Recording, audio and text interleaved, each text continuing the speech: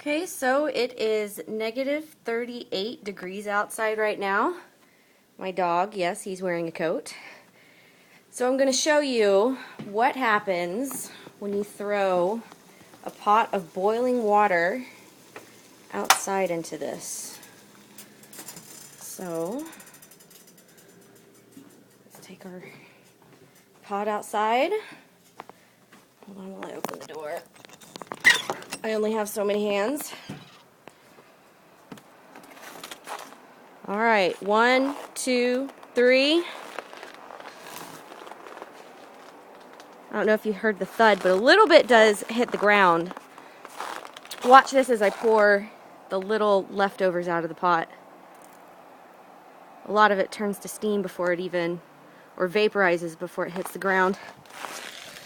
And this, just to show you what happens when you throw cold water out. It's just tap water. It's not hot or cold. Nothing. So, just pretty cool what happens when you mix negative 40 degrees with boiling water.